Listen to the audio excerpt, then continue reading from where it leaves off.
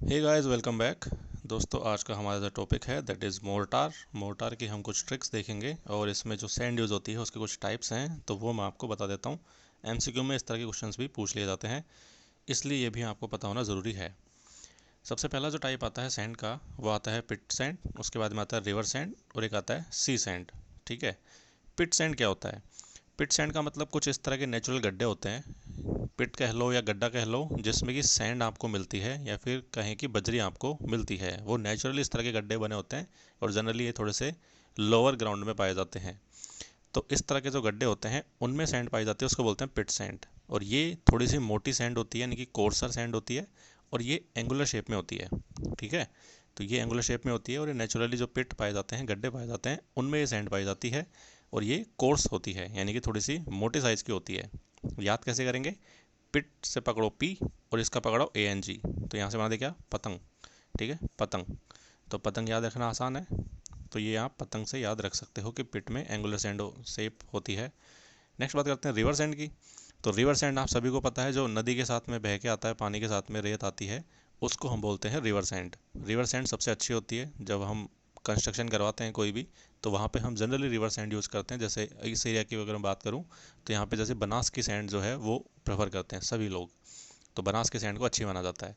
तो वो क्या है? एक रिवर सैंड है, क्योंकि बनास नदी है। तो वो जो होती है, क्योंकि पानी के साथ में बह के आई है और हर जगह से टकरा के उसके जो पार्टिकल्स हैं वो एकदम गोल हो जाते हैं, राउंड। तो ये राउंड शेप में होती है। तो ये तो लॉजिक से आप वैसे भी याद कर लोगे कि भाई नदी के साथ में कोई बह के आ रही है चीज़, तो वो राउंड होगी। जैसे पत्थर भी आते हैं तो वो गोल होते हैं, तो यहाँ पे सैंड भी कैसी होगी? राउंड शेप में होगी। नेक्स्ट बात करते हैं सी सैंड। तो सी सैंड का हम यूज़ नहीं करते हैं, क्योंकि यहाँ पे सी में आपको पता है कि सॉल्ट बहुत ज़्यादा पाए जाते हैं। तो इतने ज़्यादा सॉल्ट अगर हम यूज़ करेंगे तो हमारे जो कंस्ट्रक्शन है उसमें हमें प्रॉब्लम्स आ सकती हैं फिर, क्योंकि सॉल्ट में आपको पता ही है, जैसे एक एग्जांपल तो इसका ये है कि जो एफ्लोरेसेंस है वो हमें देखने को मिलता है। और इसके अलावा भी कई तरह की समस्याएं हमें होती हैं। तो यहाँ पे नमक की मात्रा ज़्यादा है और भी तरह के सॉल्ट होते हैं, तो उन सभी को हम नेगलेक्ट करते हैं और इसको हम यूज़ में नहीं लेते हैं। तो सी सैंड कभी भी यूज़ में नहीं लेते हैं। और एक बार एसएससी जेई में आया था, नाला सैंड के ऑप्शन था, तो लोगों ने देखा कि भाई नाला जो सैंड है उसको तो यूज़ करते नहीं है, तो वहाँ पे वो ऑप्शन टिक किया था, जबकि सी सैंड वहाँ पे करेक्ट आंसर होगा। ठीक है, वो मैं आपको बता दूंगा कभी। तो नाला सैंड तो कोई होती ही नहीं है, क्योंकि नाले में तो क्या होता है? कीचड़ होता है। तो नाला कोई सैंड नहीं होती है। ठीक है, तो ऐसे ऑप्शन आपको कंफ्यूज करने के लिए दिए जाते हैं केवल। फिर बात करते हैं कि सैंड को बांटा कैसे जाता है। तो फाइन सैंड, कोर्स सैंड और ग्रेवल सैंड। ठीक है, ये सब ने हमने पढ़ा है सॉइल मैकेनिक्स में ग्रेडेशन, तो वहाँ से आप पता लगा सकते हैं।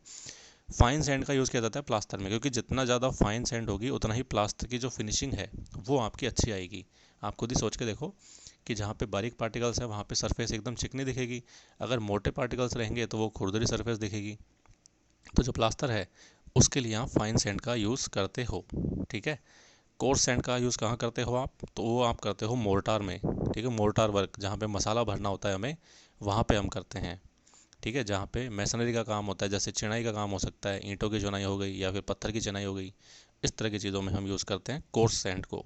ठीक है। और जो ग्रेवल सैंड होती है वो हम यूज़ करते हैं कंक्रीटिंग में, क्योंकि कंक्रीटिंग में हमारे पास में वैसे भी गिट्टी आने वाली है। गिट्टी मतलब कि कोर्स एग्रीगेट, तो कोर्स एग्रीगेट वैसे भी आएगा। तो वहाँ पे हमारे पास में ऑप्शन होता है कि हम बड़े पार्टिकल्स की तरफ जा सकते हैं।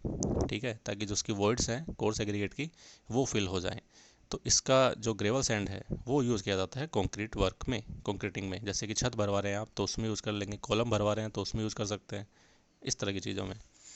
नेक्स्ट आता है आपका initial setting time for the gauge motor. तो गेज मोटार के लिए इनिशियल सेटिंग टाइम जो होता है वो होता है लेस देन 2 आवर्स। और ये होता क्या है इसमें?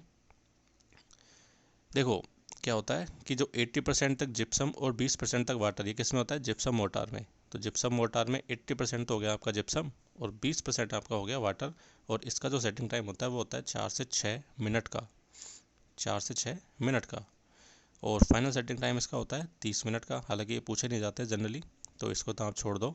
और गेज मोटर की बात मैं कर रहा था, तो गेज मोटर में क्या होता है, इसमें लाइम भी ऐड होता है, इसमें सीमेंट भी ऐड होता है, दोनों ऐड होते हैं इसमें, सीमेंट, लाइम, और फिर बाकी चीज़ें तो आपकी होती हैं, जो भी सैंड मिलाना है आपको, वाटर मिलाना है, वो सब तो होगा ही। लेकिन इसमें लाइम और सीमेंट दोनों होते हैं, इसलिए इसको बोलते हैं गेज मोटार। ठीक है, तो ये इंपॉर्टेंट चीज़ है, ये ध्यान में रखनी है आपको। और एक्सरे मोटार के लिए यूज़ होता है बेरियम। तो बेरियम वैसे भी हम एक्सरे के लिए यूज़ कर देते हैं, तो वैसे भी याद कर सकते हैं इसको। ठीक है, बेरियम की जो किरणें होती हैं उसको यूज़ किया जाता है एक्सरे में। तो ये भी आप याद कर सकते हैं। तो ये आपके मोटार का टॉपिक कंप्लीट हुआ। इसके बाद में हम क्वेश्चंस लगाएंगे लाइम और मोटार के, जो कि प्रीवियस ईयर एग्जाम्स में आए हुए हैं, और वहाँ पे हम कुछ और नई ट्रिक्स को सीखेंगे। Thank you so much for watching this video. Have a nice day.